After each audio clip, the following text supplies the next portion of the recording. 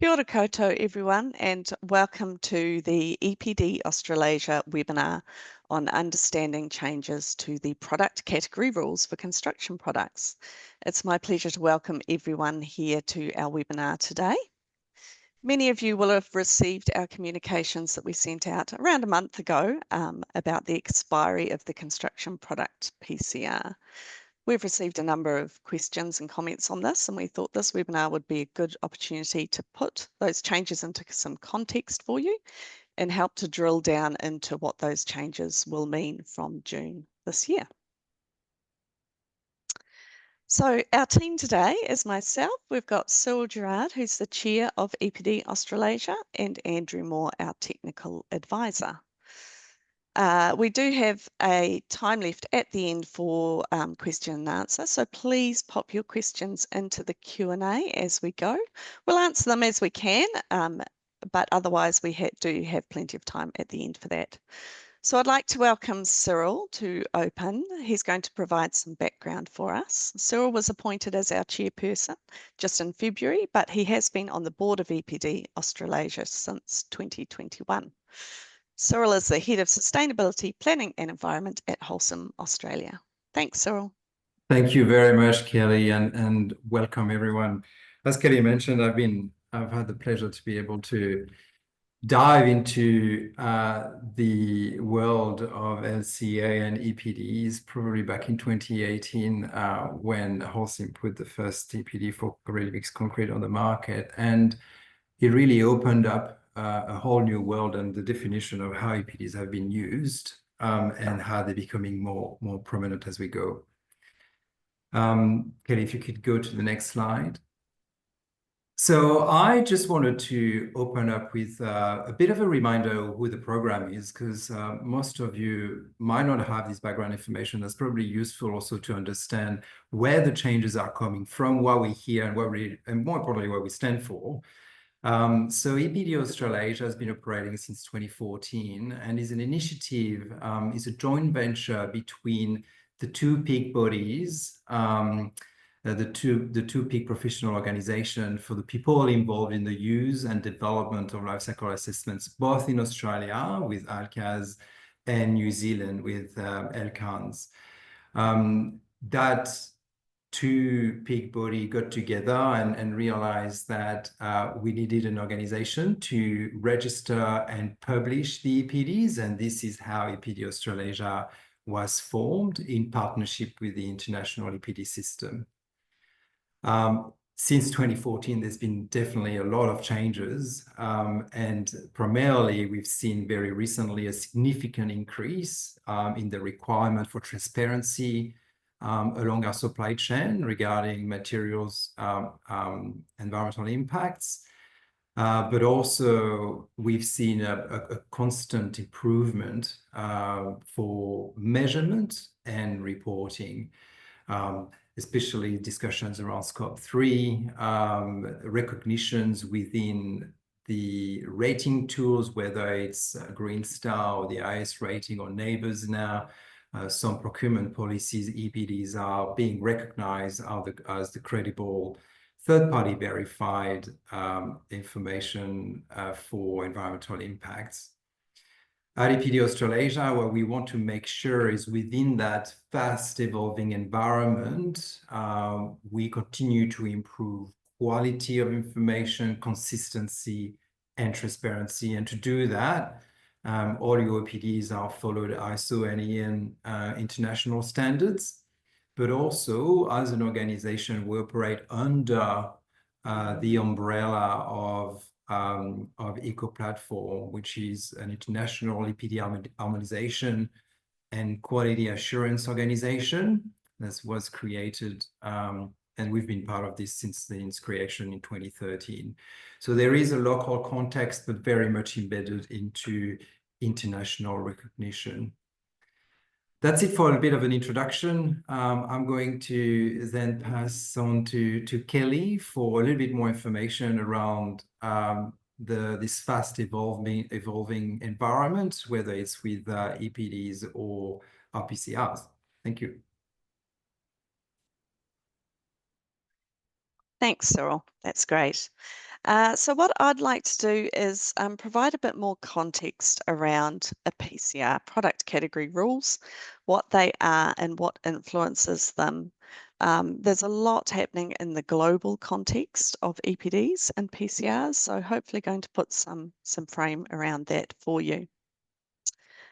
I think for those of you that have been involved in EPDs for a number of years, you will have seen rapid changes to the program rules, and I think these graphs speak for themselves. We have had rapid growth in the last few years, and with that requires rapid change and adaptation. This growth is really a reflection of the success of EPDs and recognition that they provide the information that the market wants out there, and they do it in a verified way and consistent way. But with this growth, obviously comes scrutiny as well. And so there's been a big push globally to harmonise how EPDs are developed so that we create a level playing field and maintain that really high quality level of EPDs. So just to look at the sort of framework under which EPDs sit and are developed. So if you're probably familiar with a number of these standards. If we start at the bottom, you've got your management system standards, your quality and environmental management systems. That next row, the ISO 14040 and 044, you may not be familiar with. Those are the LCA standards, life cycle assessment standards, that underpin EPDs. ISO 14025 is the EPD standard for Type 3 declarations, and it defines what an EPD is, and it defines what an EPD program is, which is what EPD Australasia is. It's really important to note in here that this standard requires an EPD to be registered and published with an EPD program to meet the standard. And as I say, with the exponential growth we have and the scrutiny, this is sort of the baseline. Compliance with that standard is really the baseline that we should be looking for when we're looking at EPDs. That standard also requires EPD programs like ourselves to have program rules, and that the first tier of that is the general program instructions. And this lays out how the program works, administration, operations, and also some of the technical side. We then have a suite of standards that feed into it. We're talking about construction products today, and so we're looking at that key standard of EN 15804 and its ISO counterpart 21930. That one in the middle there, 15941, is a data quality standard for assessment and selection of data that goes into construction product EPDs, so that's a critical one. Cyril talked about Eco Platform, which is our umbrella organisation that provides standards and quality assurance of EPD programs. So EPD programs that are recognised by Eco Platform are meeting the same standards, high level of standards, that makes it a level playing field for EPDs. So all those standards that sit beneath that are feeding into those Eco Platform standards, and we need to adhere to those as well. And all of these feeds into what we're talking about today, which is the construction product PCR. Sitting underneath the construction product PCR, there's a suite of subcategory PCRs or CPCRs. So for example, if you're creating an EPD for a concrete product, you would use the construction product PCR and the CPCR for concrete and concrete elements. And that is how they all sit together. So what is a PCR? It's that document that sits underneath the sort of overarching program instructions for an EPD program like ourselves, and it specifies how the life cycle assessment is carried out for that product categories. Next slide, thanks. So great timing in that the new construction products PCR was released this week. So we now have that. I'm sure not everyone's had the chance to read it in full, but hopefully today's session will give you a bit of a head start on understanding what that means. It's free, available to download in the EPD International portal. You just have to have a log on and a registration, which is free. So I encourage everyone to do that and try and understand it as best you can.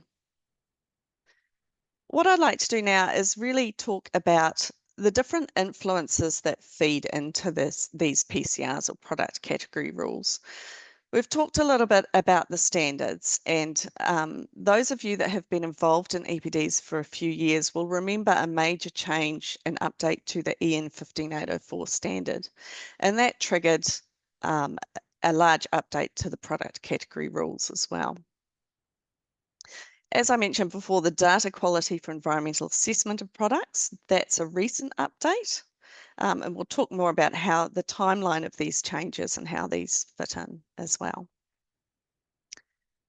And what I really want to do is put this all into a global context as well. So we've got some movement in the US. There's some regulations coming into force. We've been largely influenced by the EU regulations, and for good reason. So some of you may have heard of the CBAM regulation, which is the Carbon Border Adjustment Mechanism, and that is designed to sort of track carbon across borders so that importing products have their carbon accounted for in the same way that local manufacturers may have within the European Union. But the one I really want to touch on without going into too much detail is this Eco-Design for Sustainable Products regulation, the ESPR.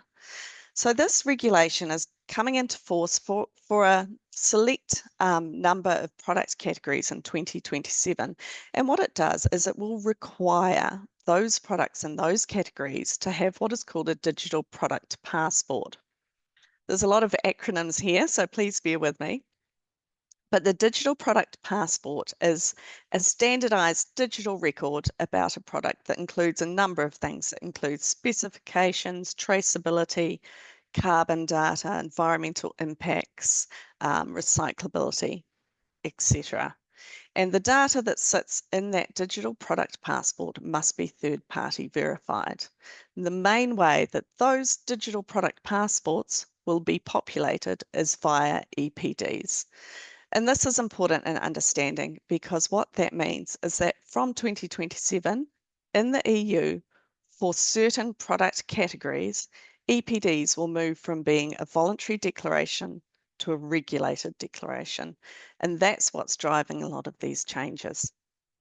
So that flows down to those eco-platform standards, where eco-platform is creating the level playing field for EPD programs.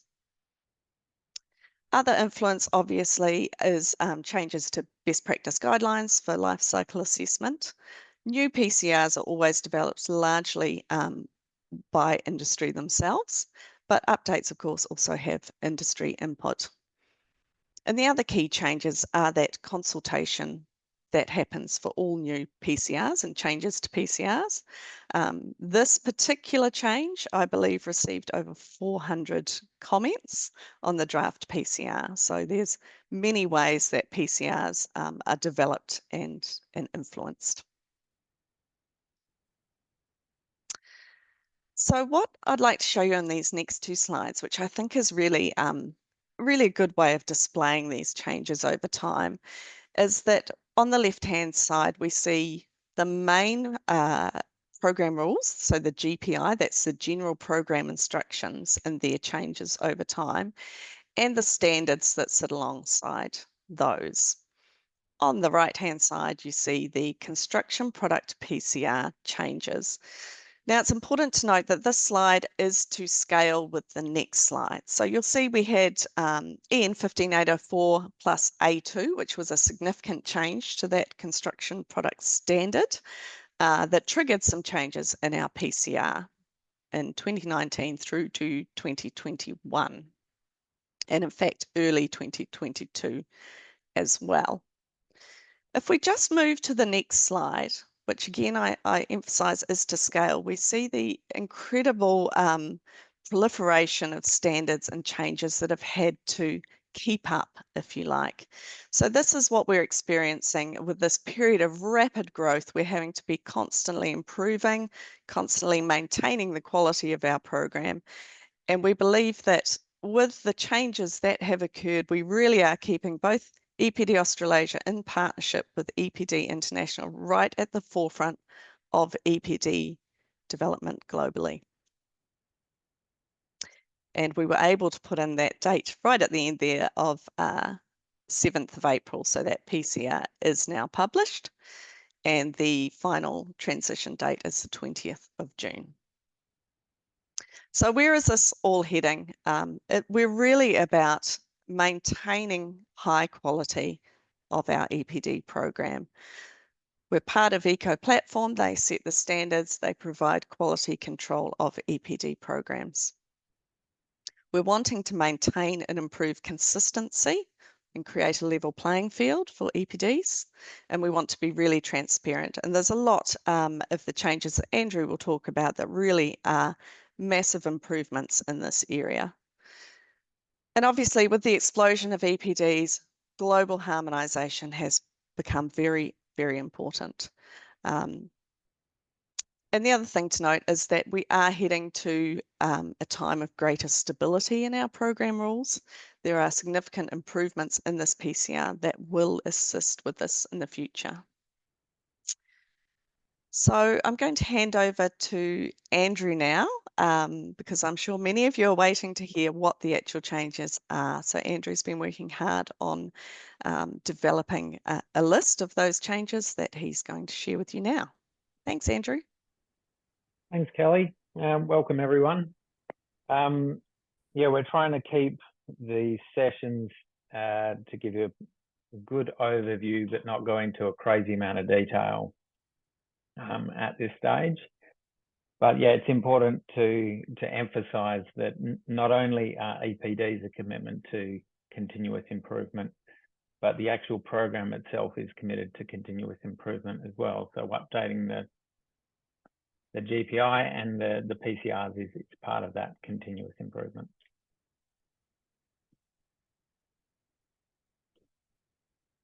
So just to give you an idea of the overall changes before we get into more of the details, from the feedback that the program and EPD Australasia have been receiving on the old versions of the PCRs, we've made sure that all of those questions that we had have been fed into the improvement of this version of the PCR. And that can be seen in the fact that the number of pages has gone from 48 pages for version 1.3.4, and it's now up to 78 pages for version 2. So a lot of that is to not add complexity, but to add further clarification. So the other big key changes is this version of the PCR is aligned now with GPI version 5, and it is referred to, it sounds a little bit crazy to call it 5.0.0, but that's part of the new version control system that limits the number of changes that can be made. So the 5, the first number is only for major updates. The middle zeros for sort of moderate updates, and the final version number is for minor updates. So minor updates can happen at any time, but they're more like grammatical changes or small clarifications, but no changes of rules.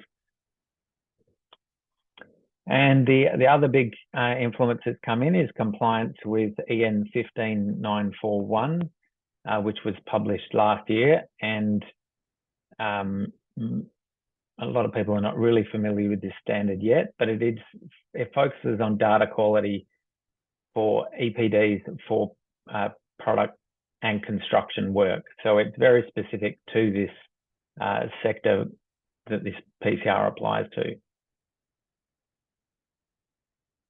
Okay, so let's go to the next slide and get into a bit more of the detail. So first, we'll go through the improvements. So there's, over the years, there's been an increase in the different types of EPDs. So there's now sector EPDs, there's multiple product EPDs, and the wording around those has been clarified based on all the feedback that we've received. to make it easier for people to understand.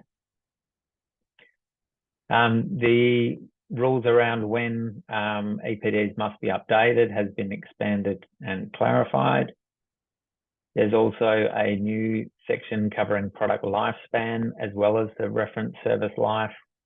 So if your product has a much longer lifespan than the reference service life, that can now all be taken into account. The requirements around the infrastructure and capital goods and how that is included in both the foreground systems and the background systems is now been expanded to clarify that. So an example of the infrastructure and capital goods in the foreground system, if you've got a manufacturing plant and you're including the actual manufacturing of that plant in the foreground modelling, then that's where that gets declared. And the background is to whether, say, if you're using EcoInvent, have you had that switch turned on in your database that includes all of the infrastructure and capital goods, or has it been excluded? So declaring that in the EPDs makes it much easier for EPD users to interpret the results. When it comes to allocation of both materials for recycling, including scrap and allocation of waste, the guidance around that has been expanded and hopefully simplified to still comply with EN 15804. And there's a whole new appendix that's been added to provide more guidance around scrap allocation. A big change is to do with the data quality requirements. So overall, there has been improved guidance around that, but we'll go into the requirements in coming slides. So there's the last of the improved guidance points. So use of mass balance approaches is further clarified because there was more questions came back on mass balance approaches that can't be used in EPD International EPDs. The electricity modelling is now aligned with the Eco Platform standards. So the wording and terminology has slightly changed to become easier for people to understand. The non-technical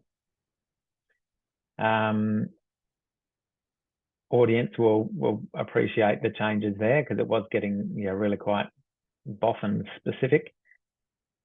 And that's also been expanded now. Not only is there guidance around the electricity modelling approaches that have to be used, but also when it comes to biogas. So for electricity, everyone understands the renewable electricity from solar or wind, but for biogas, you can also have gas that's, say, from harvested grasses that's then fermented to produce a gas. So modelling of that in your systems is more guidance provided for that. So there's also now the option, well, I suppose an option and a requirement for default values for end-of-life modules C1 to C4. So when it comes to things like demolition of a building or use of an excavator, those sorts of things, there's now default values that can be used if you don't have more specific data. And you can also report additional results tables now for different end-of-life scenarios. There's improved flexibility there as well for if you want to include results tables for different electricity modelling approaches or different biogas modelling approaches. Those can also be now included in your EPD as additional results tables. And we've already covered the allocation rules and the additional guidance for those. So those were the improvements, and now we come to the additional requirements. So these are the things that people's questions will more than likely focus around. So for cradle to gate EPDs, there's now an additional criteria to limit the use for B2B, business-to-business communications rather than if you're trying to communicate to consumers. And the definitions of business to business and business to consumer are in the GPI. That one shouldn't affect most people because most EPDs are B2B communications, not B2C. So that shouldn't be a major drama. For building construction products that do have energy use in Module B, now that is now mandatory to declare what that energy use is. When it comes to infrastructure and capital goods, if the product consumes a lot of electricity, the infrastructure for the electricity plant now has to also be included in the EPD. So depending on the product, that's a new requirement that will have to be included for large electricity users. And then we come to the data quality requirements to follow the new standard EN 15941. So it does require an expanded data quality table to be included in the actual EPD, not just in the background LCA report. And for each of the processes that contribute more than 10% to GWP GHG indicator, their contribution has to also be included in the data quality table. So if we go to the next slide, we can see an example that's provided in the PCR. So it shows the columns that they recommend you include, such as the source type of the data, whether it's coming from collected data, databases, or upstream EPDs. And then the source of the information, whether it's collected by the EPD owner or it's coming from a database, and if it's from an EPD, what the EPD number is, or if it's confidential information, that can also be stated in there. The reference year needs to be declared, as well as the data category and then the share of primary data for that GWP GHG indicator for the results A1 to A3. So there are some in there. In the example, you've got the production of packaging. It contributes 3%. That doesn't need to be included because it's less than the 10% criteria, but you can optionally include more information if you'd like to. So that, for most people, is going to be the key change that's got to be put into the EPD template. Next slide, please. So the other final additional requirements that have to be addressed for where there's end-of-life scenarios, not only do you need to include the likely mix. So if your product goes to part of it going to landfill and a certain share also going to recycling, not only do you, if you're going to declare that mixed end-of-life scenario, you now also have to include end-of-life scenarios for 100% going to landfill, for example, and also the 100% going to recycling. So it provides more background information for the EPD users.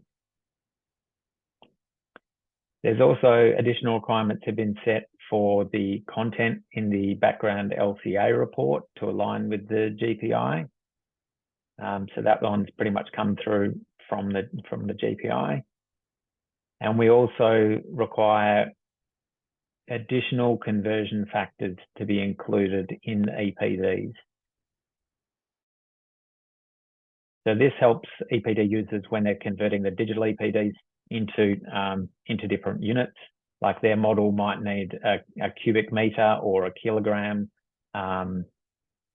or some other unit. So the conversion factors help the EPD users to make those conversions and do it accurately. The final change is there's now further restrictions on environmental claims that can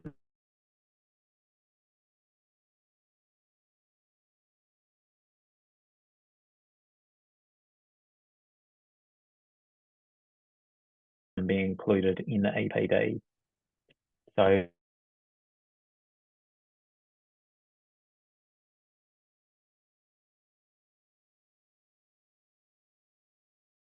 the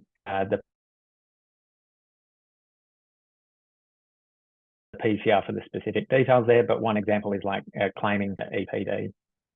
Just waiting for my internet connection to restore.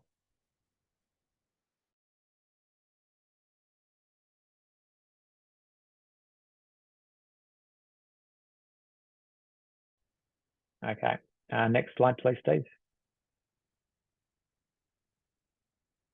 So the next steps, the PCR has been published this week, which is really timely. So please get a hold of the PCR, go through it. If you've got any questions, you can definitely contact.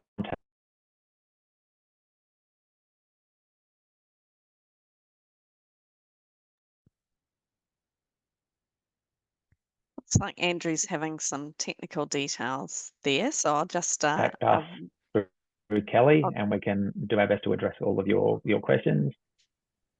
Thanks, Andrew. You're just cutting out a bit there. I was just going to take over there, but okay. Just Andrew was wrapping up just with those next steps that we have coming up.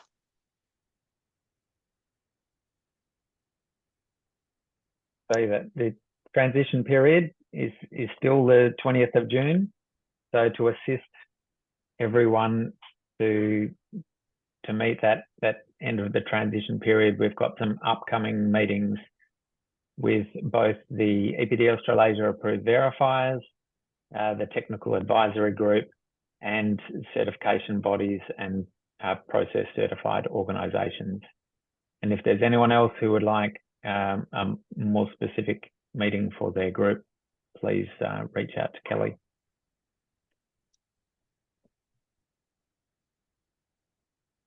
Okay, I'll hand back to you. Oh, wait. This is one of the FAQs, but should I hand back to you, Kelly, and then we can jump in the Q&A?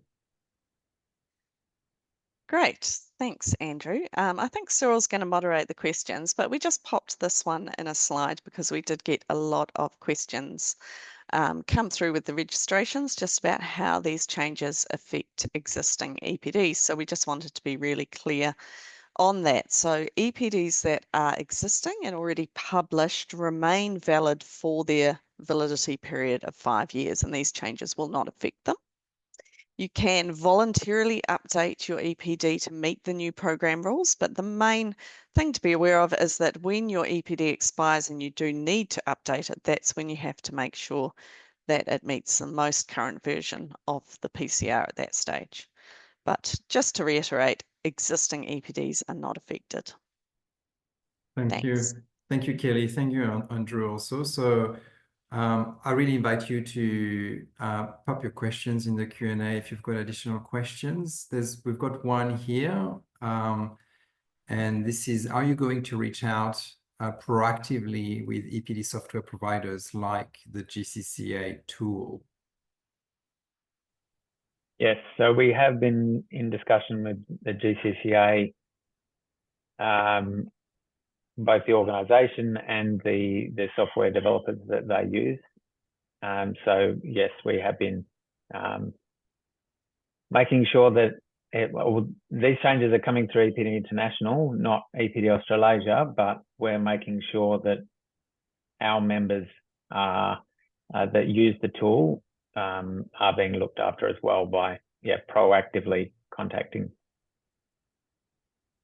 Thank you, Andrew. Anyone else has got any questions? You can put this in the chat or raise your hand.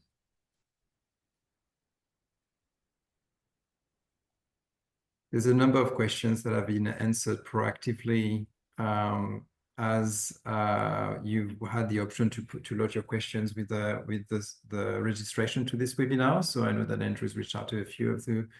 There's another question from Dave. You mentioned that we are unlikely to see the frequency of updates like we have seen in recent times. Do we have a calendar showing when we are likely to see further updates, as it seems like they are currently coming through very frequently and catching EPD owners off guard? Yes, so we don't have a calendar at this stage, but we can definitely put that on the EPD Australasia website.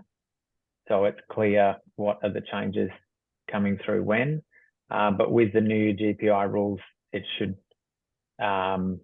be restricted to no more than annual update for major changes.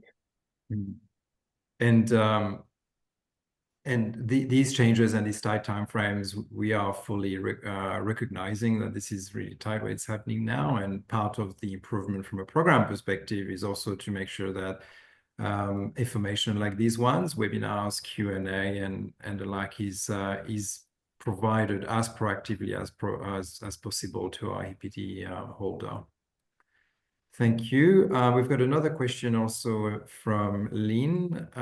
What will happen to EPDs that are midway through the process?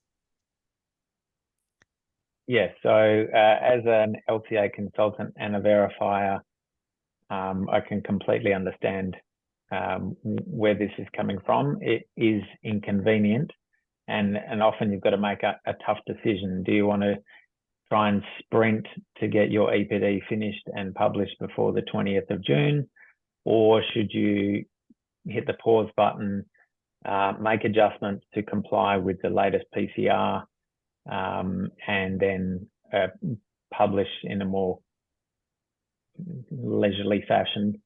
My personal recommendation is definitely to hit the pause button, go through the PCR changes with your consultants or with your software provider, as opposed to trying to do a mad sprint for the 20th of June. It could be that you could,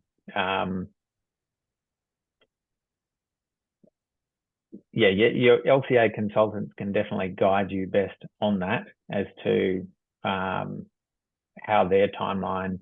But if you've already started verification, then ideally you would be verifying to one set of rules and not having to be re-verified against a second set of rules. Thanks, Andrew. I think there's a bit of a judgment call there. Indeed. So maybe really we encourage people to communicate with their consultants and see and explore these options and what's the best option for you. Another question here from Pasindu. If a raw material of a product has a valid EPD to the previous PCR version, will that EPD still be usable for the modeling of the impacts of that raw material in the product? Yeah, so that's something that has come up and has been addressed in a whole new section of the PCR to clarify how and when you can use a previous EPD in a new EPD. I mean, obviously the whole point of EPDs is that they are modular and can be added together. So have a look at the specific guidance that's been provided on that and what needs to be taken into account. Thanks, Andrew. Regarding the threshold for inclusion of the infrastructure component that you've mentioned a bit before, what do we have an indication of what the threshold is? Is this a number? Is this a percentage? Is this in relation to the electricity one? You were talking about the infrastructure component to the product lifecycle. So so a lot of the tools, like the GCCA tool, includes infrastructure in the background. So that people need to understand how their tools are doing the modeling and whether they're including or excluding the infrastructure. There's not a threshold over which you need to include the infrastructure. In the background. In the foreground, typically it's excluded. But if it's a consumable, like if it's grinding media in a grinding plant that actually gets consumed as part of the process, then they should definitely be included. So this also comes back to the cutoff criteria. And if things are being excluded, then to meet the cutoff criteria, you need to increase your impact to take into account that part that you've cut off. Thanks, Andrew. And Yeah, if John's got more specific questions, feel free to email them through and we can get to the nitty-gritty of it. Excellent. Thanks, Andrew. We've got another question. Can you explain what this means for EPD users and stakeholders? For example, what is your advice for those using EPDs in Green Star, Infrastructure Sustainability Council rating scheme, contract requirements, etc.? That's a very good question. Rob could probably answer the question better than all of us. So if you want to turn on your mic and answer your own question, that'd be good. But yeah, EPD users, there's not really been a lot of training for EPD users, and we're seeing that that's something that is probably going to have to be provided to help EPD users to understand what it is they're actually looking at in the first place and what they need to take into account. Often for like Green Star or ISCA, it's the consultants that are providing the advice to those programs and how they should be using the EPDs. So yeah, it's definitely a need that we probably need to address to provide that guidance for EPD users to explain to more what EPDs are and what's included. Rob, did you want to add to that? Thanks, Andrew. Yeah, and obviously the question was posted with some of the users in mind. But yeah, I do think that it shouldn't have a major impact on the use of the EPDs. Obviously, whenever there's a change in PCRs, you got to be careful and make sure that you understand whether it has an impact on what you're asking for and what you're doing. So I don't think that this is any different than past changes. I also think the methodological changes are probably not overly intrusive. They are probably, say, things like allocation, which had a big impact, I think, in the last change. It's more clarified now, and it probably should balance a bit more with previous versions. So all in all, I think it's more in the systems around it. For example, as you mentioned, having to report multiple end-of-life scenarios. I don't think too many people are using them to start with, but yeah, I don't think that has a huge impact, to be honest. Yeah, you're right. It's definitely about more transparency and reporting more in the EPD rather than less, or significant changes in the back end of the EPD. Thank you. We've got more time for more questions. If there is anything you'd like to know. Yeah, we understand it is difficult when the document's just released to have all your questions if you haven't had a chance to go through it in detail. One of the changes in the published version is there is now a version history that explains what the changes have been compared to version 1.3.4. So that's always a good place to start. And that's basically what I've covered today. And that then refers you to the specific sections, which you can then go to and have a look in further detail as to what's changed. We will obviously keep a log of these questions, and there is all our details on the EPD Australasia website, so you're more than welcome to send this question through. In the meantime, there's another question. Will you be sending out meeting invites for the verifiers and the tag meetings? Yes, we will. Yes. Yeah. Thank Definitely. you. And yeah, there was a comment obviously about the fact that transition times are very short. Why is it? I suppose. Yeah, this is making quite difficult to adjust, and this is something that we do recognize, obviously. Yeah, so the transition time, unfortunately, was dictated by changes in eco platform requirements, which EPD International had to update to meet. So that was an unmovable deadline. And then the amount of feedback that was received on the draft PCR, and we should emphasize that this PCR is not, it's not an adjustment to the previous PCR. Like, they didn't start with version 1.3.4 and making incremental changes. It's basically a complete rewrite to align it more with GPI version 5. So that makes it, yeah, a lot harder to sort of track what's changed.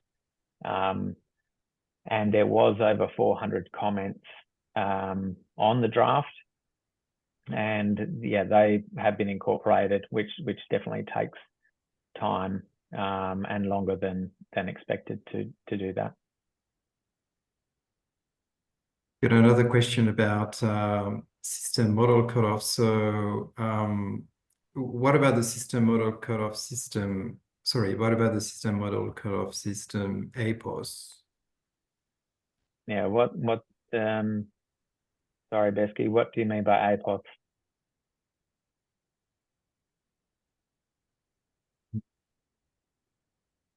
I might need more information on that question.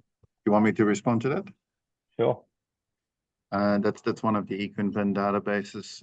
APOS stands for at point of substitution.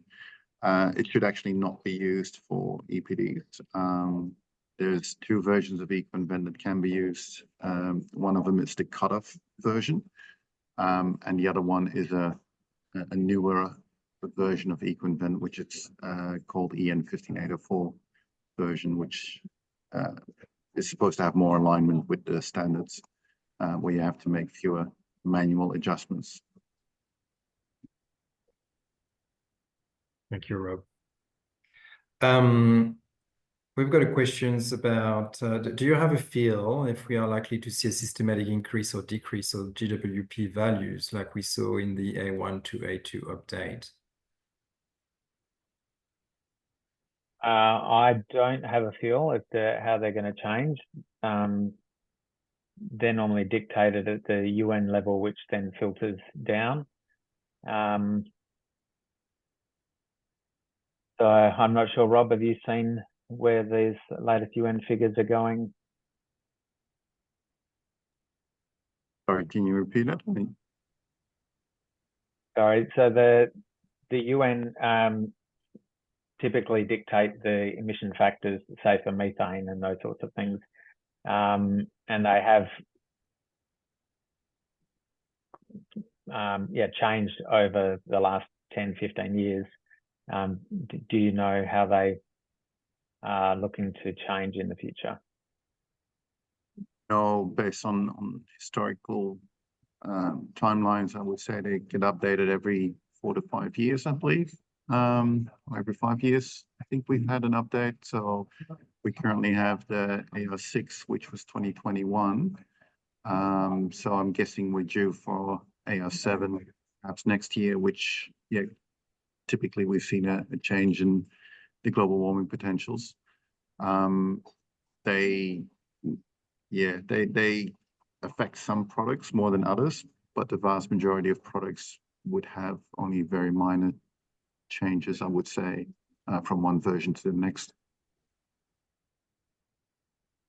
Thank you. We've got questions about definition of the large electricity users. How are they defined? Is that by total kilowatt of energy used or percentage of shared electricity stake in the total indicator results? Yeah, I haven't had a chance to go through that particular part of the PCR, so I don't have a specific question on that other than to refer people to have a look at the PCR, and if they've got any questions, let us know.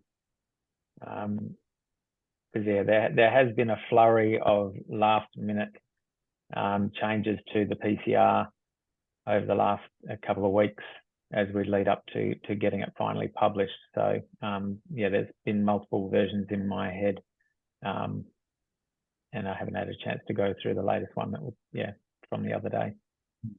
Rob, do you have a off the top of your head, do you know whether there's a percentage or a certain criteria for the large electricity users? Yeah, it's in the PCR. I think there was a percentage there. Can't remember if it was 10 or 20% contribution.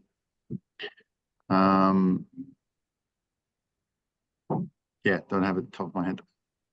Okay. Thank you. Then there is a couple of questions that are more related to EPD programs in general, and one is probably targeted at the concrete sector and when we moved away from multiple products within EPD to single product EPD and how this is likely to evolve in the future. What I can say is, having been in the EPD Australasia program, we've been delaying the movement to single EPD as much as we could, very much providing that flexibility to our EPD holders as much as we can. But the world is definitely moving to one single data set for EPDs, and we are experiencing, we are witnessing this transition from being the PDF document being the source of truth to having a digitalizations of EPDs. And I think the word that it was cumbersome and awkward at the moment, absolutely. I'm in the concrete industry, I totally understand that comment.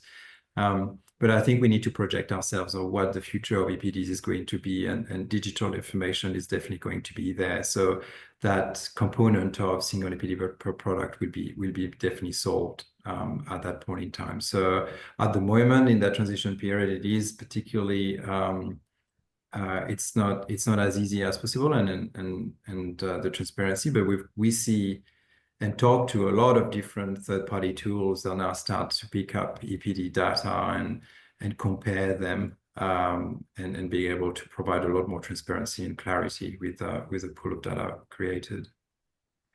There's also a question around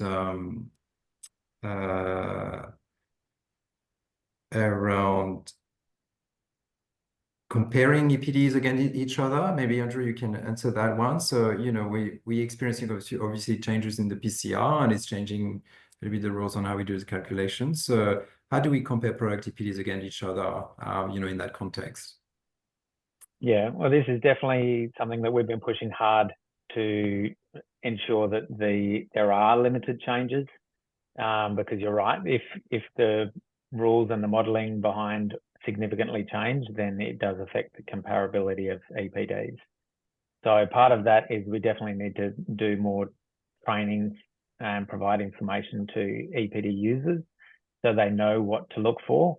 Because at the moment, like if you're an LCA boffin, we sort of over the years have learned what to look for and know which changes are significant and what it's going to affect. But that information is not easily accessible for EPD users, and that needs to change. So we are looking to limit the number of changes moving forward to make sure that it is more stable and so that EPDs are comparable. And as Rob pointed out, with this, even though it's a major change to go from version 1.3.4 to version 2, the actual methodological changes are less than what has happened previously in going, say, from version 1.2 to 1.3. So hopefully that'll make it easier for EPD users making those comparisons over time.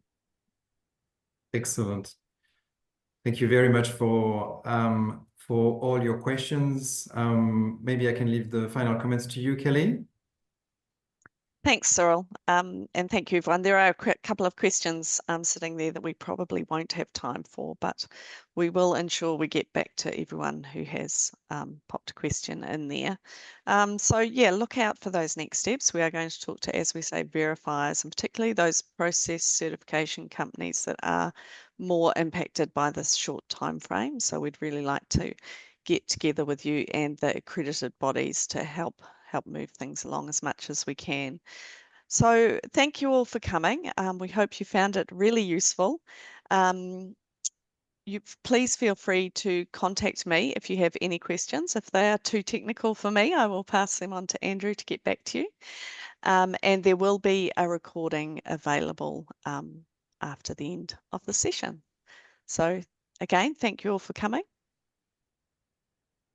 Thank you, everyone. And thanks to Cyril and Andrew. Thank you, everyone. Thanks.